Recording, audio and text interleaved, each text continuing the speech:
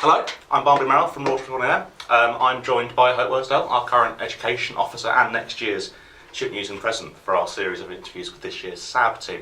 Hi Hope, thanks for joining us. Hi. Okay, so just to get started. So what's your greatest achievement been as Education Officer this year, in your opinion? Ooh, that's a tricky one. So I think that, can I do two? You can do two. Okay. So I think the first one had to be the stopping the tuition fee rise, because that was quite early on in the year. I sort of hadn't been in post for too long, and we got news from the university that they were planning on raising tuition fees, not just for new students but also for current students, and we were just, we were not accepting that, basically. And so it was kind of almost quite a confrontational issue very early on in the year. Okay. So it kind of was quite testing. But I was really proud of the way that we sort of stood our ground and said, we're not going to accept this, and that if you do go through with this, then we will be kind of fighting against it, very, very hard. And in the end, they kind of came back to us and said, actually, on reflection, we're not going to do this and we're going to keep it. We're not going to raise tuition fees for current students. I think that was a massive achievement, because of tuition fees is often one of those things that I think students think, how could a students' union possibly make any difference around that? And in general, I understand why students would say that, but this is an example where we actually did, so I was very pleased with that. I think the other thing would have to be the work I've done this year around the intervention initiative, which is the academic module that we've piloted in PACE and law departments around tackling sexual violence. So it's kind of like a much more in-depth, advanced kind of take on consent education, which seeks to embed it at a curriculum level. And it's something which is quite a groundbreaking module. There's only a handful of universities across the country that are doing it, but it's kind of a trend that's growing. And so we are at the moment at the forefront of that trend. And there was just a team of 4 or 5 of us in the SU that actually, worked on the content. We got trained at the University of West England and delivered it to these 2 departments with really good results. We're hoping to develop it next year. So yeah, I'd say those 2 things. Sorry that I had to. No, that's all right. Speaking about the intervention is one thing, so brings me to the next thing. So what kind of initiatives have you started this year that you think are going well, but you're hoping to sort of pass on and work with maybe for success next year? Yes. Is that one of them, the intervention initiative? The intervention initiative would definitely be one of them. So I had that, tackling sexual violence was a key manifesto point that I ran on for president, and one of the kind of sub-points on that was definitely developing the intervention initiative. So I will probably be staying quite heavily involved in that, but absolutely looking to work with probably next year's welfare officer, education officer, if they're keen to do that as well. Haven't actually asked them specifically yet, well, we'll see. You heard it here first, folks. So there'll be that. I think also fixing international fees is one. So that's we've just kicked off that campaign, which I'm really pleased about.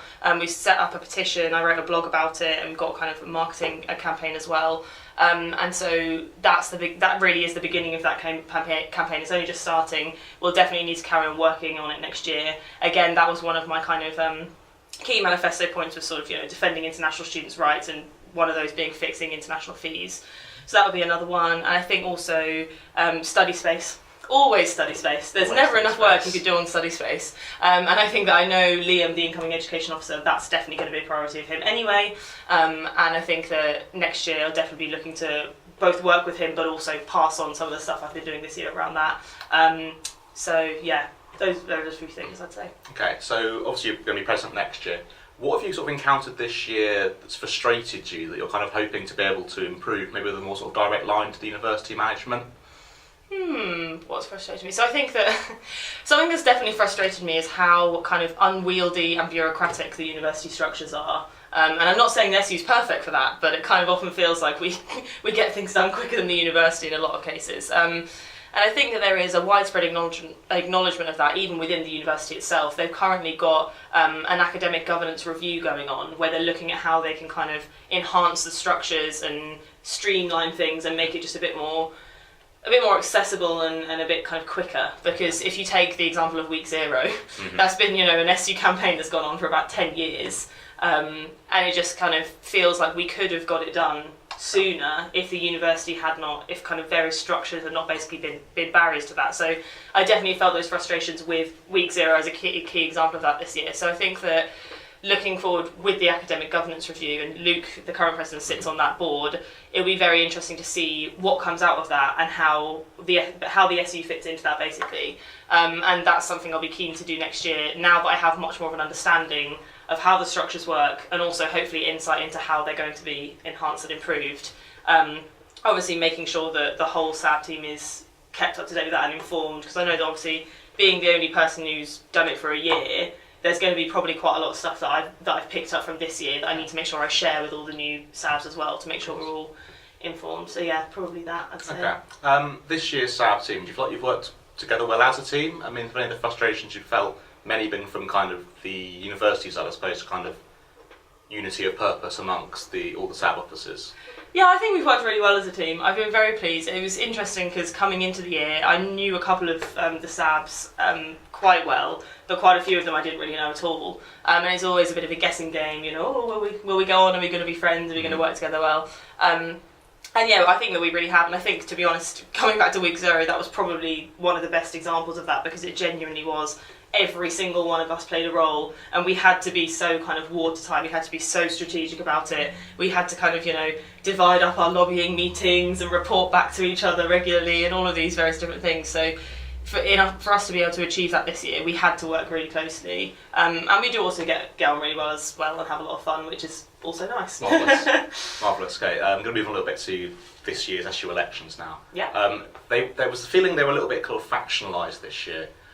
You kind of had different kind of left and right wing groups, I have to say, kind of coalescing around certain candidates. Mm-hmm. Do you think that's good, or do you think that was kind of putting off kind of, I hate to use the phrase the average student, but the kind of person who only really thinks about these things during campaign week?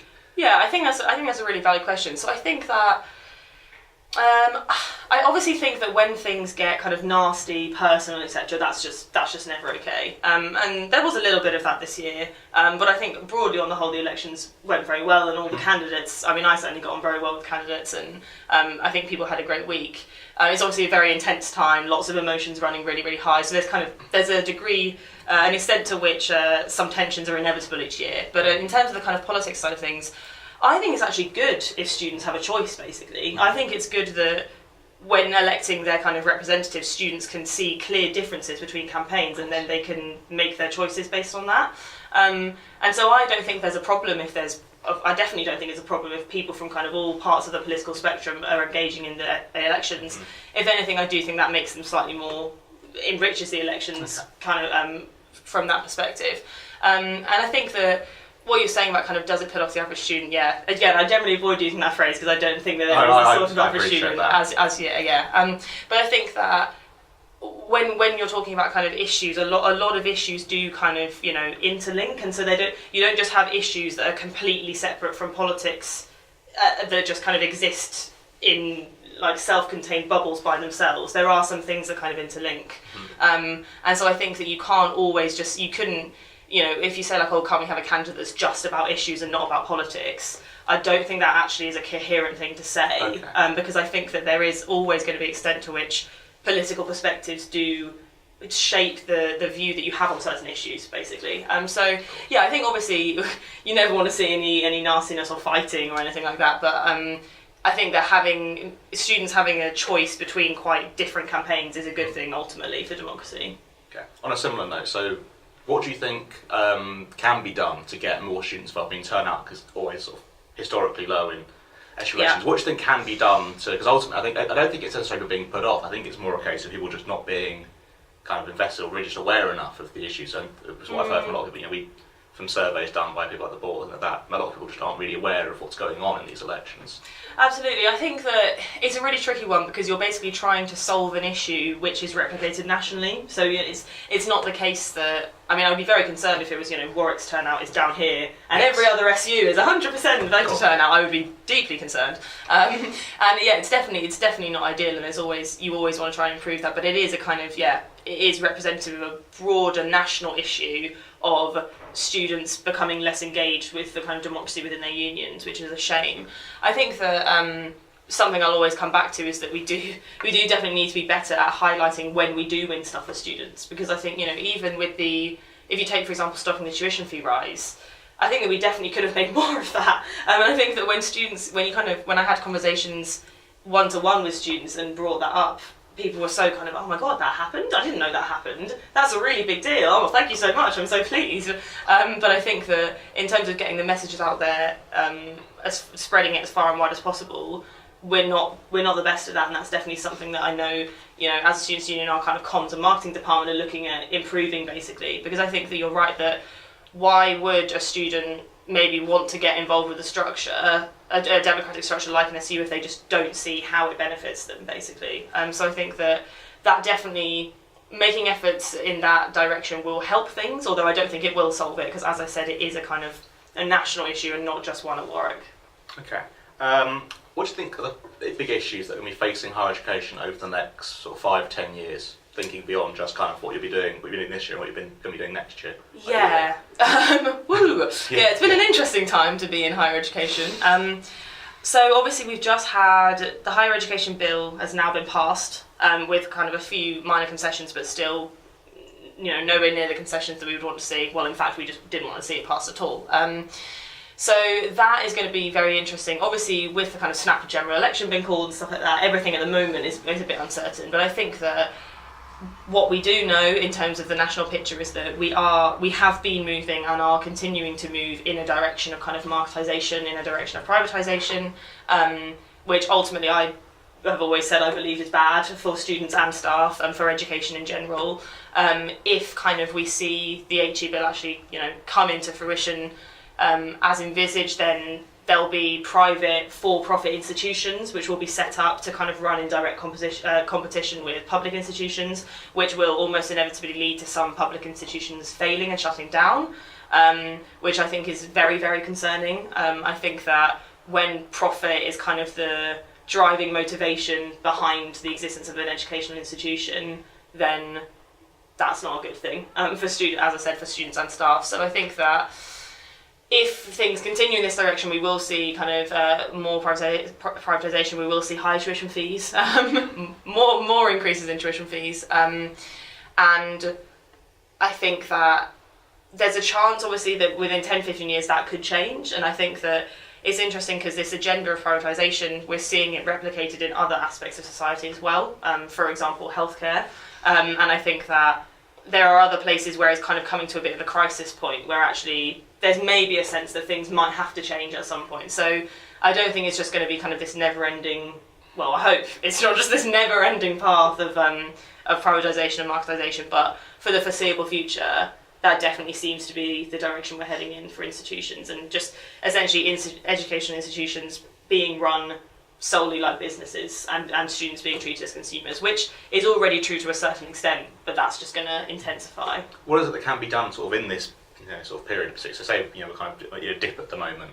What is it that universities, not just student unions, but universities as a whole can try and do to push back against this until the next kind of change, whether that's in government or just in general kind of culture around higher education? I mean, I think a lot of people kind of look at if the government is behind something, and looking like it's going to be the same government for quite a long time now, kind of what can individual institutions do? Yeah, and I think that's a very valid question. I think that often it depends, and that was one of the things that was most frustrating with these higher education reforms, and specifically the teaching excellence framework, is that it's an opt-in policy. So it was actually quite a rare opportunity where individual institutions did have the choice, the active independent choice, as to whether they wanted to go into this or not. And for a time, there was a big push where we were basically saying if enough universities come together and say this policy is trash, we are not going to legitimise it by opting into it, then that basically would have kind of destroyed the teaching excellence framework. But unfortunately that didn't happen, and kind of universities were very kind of scared about what was going to happen in terms of losing money from fees, but also kind of threats around restrictions on international students, which now seem to have kind of faded away a little bit. So I think that there are examples where institutions can kind of take the lead in opposing it. I think that the government, whoever's in power does, to a certain extent, can't just ignore if an entire sector is very, very vocally and actively saying, we are the experts in this field and we are telling you that this is bad for teaching, this is bad for research or whatever. So I think that universities definitely can play a role in the more sort of kind of lobbying sector area or whatever, but I think that ultimately, in order to actually change these things, you do also need a kind of mass movement of students behind it. And I think that we have to be honest that in the last few years there has been a bit of a dip in the student movement in comparison to, say, 2010 when tuition fees tripled, and that was kind of a bit of a peak. There has been a bit of a dip there, and so I think that, yeah, we have to kind of build a student movement, basically build a kind of like powerful mass student movement across the country, which can kind of work alongside the sort of lobbying that institutions do as well. Okay, talking about student movement, how do you see your relationship developing with the new leadership of the NUS? Obviously we had a change in president at the conference last week, and some other new executive members being elected. How do you see Warwick, or your relationship as president, being with these new individuals? Yeah, so I'll definitely be honest and say that the general outcomes of NUS National Conference were not what I had hoped they would be. I think that there's been a clear political shift in a certain direction, and I think that I'm not entirely sure what that's going to look like under this new leadership, to be honest. I think that we're definitely going to see, I come from a background of grassroots activism. That is kind of how I first got interested in student politics and campaigning. That's how I got involved in the Students' Union, and I've always kind of ran on a platform of, supporting grassroots campaigning. I don't think that is a platform that is shared by many of the people that have just been elected to national office in NUS. So I think that, obviously as president of the Students' Union, I'll be going to kind of various different NUS conferences and events and stuff like that. I definitely want to make sure that Warwick students are kind of kept in the loop about what's happening nationally. And I still do believe that we, in the principle of being part of a national union, I definitely do believe that is a good principle to have. Even though at the moment, I might not be that happy with kind of what's just come from the national conference.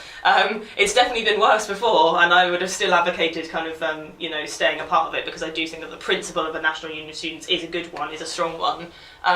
So I think that, yeah, it's a bit of a guessing game at the moment. It'll be interesting to see how things change, but definitely, going to make sure that we, as a union, we keep in touch with what's going on and keeping those connections with other students' unions as well as the national leadership. With regards to the national conference, what have you made of there have been a few kind of more right-leaning delegates there who had a policy of abstention, which appears to be a kind of trend amongst some people. What have you made of that kind of development recently? It appears to be kind of a pushback this year by certain elements against kind of what they perceive to be the excesses of the NUS, effectively. So you mean policy of abstaining on all the votes? Yes. So I personally think I don't support that stance, and I think that I did actually find it quite frustrating to see that at conference, because I kind of feel like there's a limited number of delegate spaces, and I would like to see delegates going who are actually going to properly engage with the processes, engage with the votes. Obviously, people are entitled to vote how they want, and I would never try and kind of like seek to curtail that in any way, but I do think it's frustrating. I think that there are very kind of like valid and interesting debates happening at National Conference. There were a lot of kind of motions which I argued for or against and which went in the opposite way to me, but that didn't make me have the response, oh, I'm just not going to engage anymore. It was very frustrating for me on a personal level, but I was still obviously going to engage, because I ultimately think that just having those discussions and debates is an important thing. And I think that if you go to one of those conferences and you just take the attitude, I'm going to abstain on everything, honestly, I don't know why you're there. Do you feel like there's a sort of deliberate attempt to frustrate the students' movement in this way, kind of from kind of entryist method? And obviously it sounds a bit conspiratorial, but do you think there is that kind of effort brewing? So especially among, not to take a political stance, but these people did appear to be more on political right. Mm-hmm. We had a couple of delegates, I think, from Warwick University who certainly identified with that ideology. Mm-hmm. Do you think it's that kind of attempt to kind of frustrate the wheels of what makes the NUS tick almost? I think...